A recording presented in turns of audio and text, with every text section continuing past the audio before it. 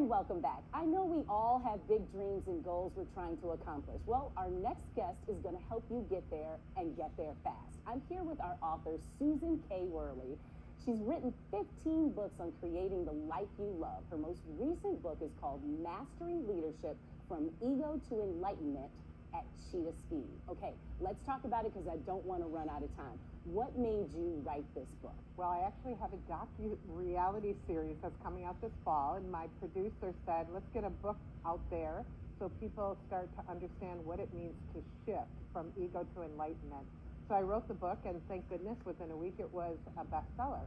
Wow. And then you also wrote children's books to kind of help support that and bring the young ones along. I did. I have 3 grandchildren, 2 girls and a boy.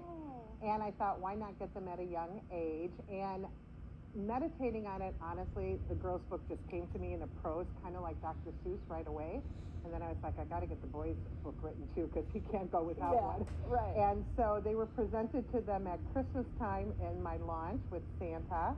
And I made the 2 characters from the book. This is Nuru, which means light. Oh. And this is Jabari, which means courage. And notice my grandson, who has red hair, notice how it matches his red hair. I love it.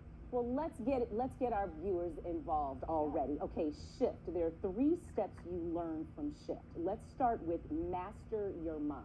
Yes, that one is so critical, is to master your mind, to understand what level of consciousness you're operating out of.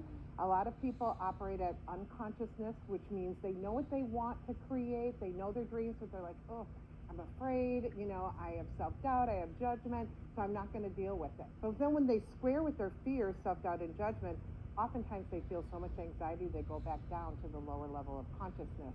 What we want to do is bring it up to self-awareness, to really look at what are we afraid of to go for our dreams, and then notice that. Once you notice it, detach from it and start meditating on how might I get to where I want to go. Where you want to go. And that's the shift from ego to enlightenment. Okay, and then map out your goals. Well, once you've established that. Yep. Once you've asked your intuition, how might I, you'll know the difference, because the ego is the chattering mind.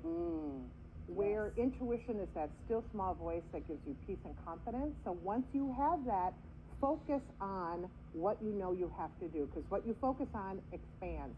And map it out with your goal and some action steps, and then just get moving. Okay, and then manifest your dreams. This word manifest is now, a little key term that all the young ones are using, but you say that it is important. It is, and there's 3 steps: ask, believe, receive. We've already got the not goal out of the way, which is what are you afraid of, right? And we already asked by saying, how might I? And we've been enlightened. Okay, all right? But now we have to believe. And the hard part about believing is that sometimes things don't unfold in the timing or the way that you thought that it would. And then what happens is you go back down to the lower level of consciousness of fear, and you quit or you stall or you procrastinate because you're not believing any longer.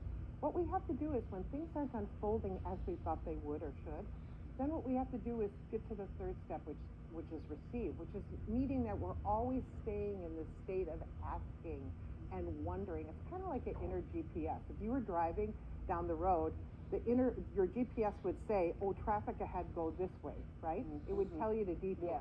You have to stay attuned to your intuition, because you might have to pivot.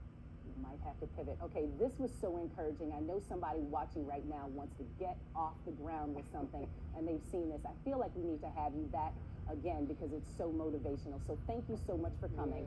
I'm going to let everybody know Susan is speaking at the Dare to Be Aware Fair in Brookfield on April 12th at 11:30. It's a great opportunity to learn more about her shift method. For more information, visit her website.